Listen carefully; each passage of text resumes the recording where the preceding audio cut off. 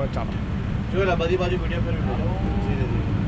પહેલા મોટી ચાદર આવી, એના પછી આવશે બીજી ચાદર, બીજી ચાદર પછી આવશે કફની. હવે આ રીતે આપણે કફન મૂકી દેવાનું છે.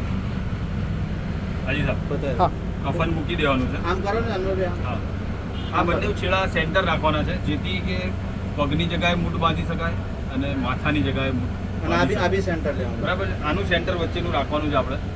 નાકનું સેન્ટર રાખશો કે દૂધીનું રાખશો? ગળી જે છે ને નાકની સેન્ટર રાખો. હા. હવે મેઇન વસ્તુ હવે મેઇન વસ્તુ છે એને વાળવાની છે. બરાબર. હા. પેલા આને વાળો હા. જો પહેલા આ કંપનીને આમ ફોલ્ડ ચાલુ રાખજો. તમે બધા બોલશો તો હું પૂછાઈ જાઉં છું. સાચું કહું છું. ચલો બિસ્મિલ્લાહ. જો આ રીતે એક પડખો, એક આ છાતીના ભાગે આવી ગયો. પછી આ પડખું છે ને સીધું અહીં લઈ લેવાનું છે અને અહીં વાર દેવાનું છે. આટલું બરાબર છે. છેલ્લે સુધી વાળ્યા પછી અહીંયા ધીરે ખુશબુ છાંટી દેવાની છે. અનવરભાઈ ધીરે. ખુશ્બુ છટવાની હા, ખુશબુ છાંટવાની છે. આ રીતે આપણે છાંટી દઈશું. બરાબર ખુશબુ. પછી હવે વાળવાનું છે આપણે કફન. તો પહેલો ભાગ ગમે તે બાજુથી વાળશો. જો આ રીતે પલટી મારવાની છે. 2 જણ હશે તોય ચાલશે, 3 જણ હશે તોય ચાલશે. આ હશે હજી સાહેબ વચ્ચે સેન્ટરમાં. જો આ કેવું સેન્ટર આવી ગયું છે, એ રીતે આ બાજુનું એક સેન્ટર આવશે. અડધો હજી સાહેબ આ બાજુ આવશે. પછી બધા કપડાં સાથે જ લેવાના છે, 3 પછી એક આવશે વચ્ચેનું સેન્ટર.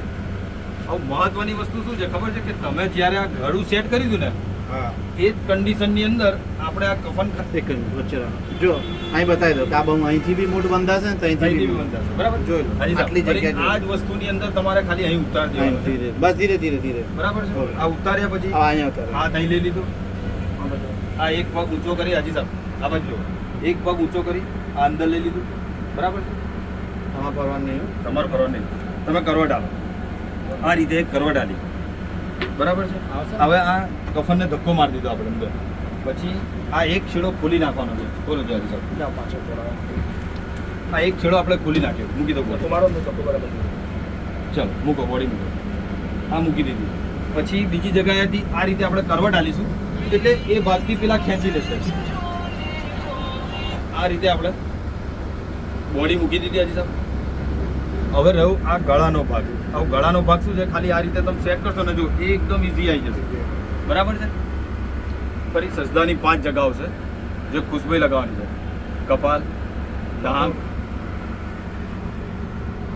હાથના પંજા, પેલા હાથનો પંજો.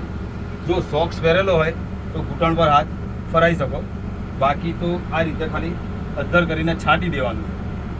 સોક્સ ના પહેર્યો હોય તો બરાબર. પછી એક આ ભાગ આવશે, અહીં મળવાનું છે બધે. બરાબર છે. પછી ડાબા પગમાં મળવાનું છે. આ પૂરું થઈ ગયું. હવે કફન પહેરવાનો તરીકો છે કે પહેલું ફર્સ્ટ આવશે ડાબો. એ બાજુ જતા રહો. એક બરાબર આ રહ્યું. આને અંદર દબાઈ દો. એટલે કમ્પ્લીટ વાળો બસ આને આ રીતે અંદર દબાઈ દઈશું. જો પહેલો ડાબો આવશે. બરાબર. ખાલી છોડો. પછી આ બાજુ જમણો આવશે. પછી આવશે ડાબો. પછી આવશે જમણો. બરાબર છે. હવે આ ભાગને આપણે આ રીતે એક મૂઠ અહીં બાંધીશું, એક મૂઠ ત્યાં બાંધશે અને પછી વચ્ચે એક કમર બંધાવશે. અને પછી આ જ રીતે આપણે આ ટોલીને નીચે ઉતારી દઈશું અને આ જ રીતે જનાજો બહાર મૂકી અને આખી બોડી જનાજામાં મૂકી દઈશું. થઈ ગયું. સેવ કરી લીધું.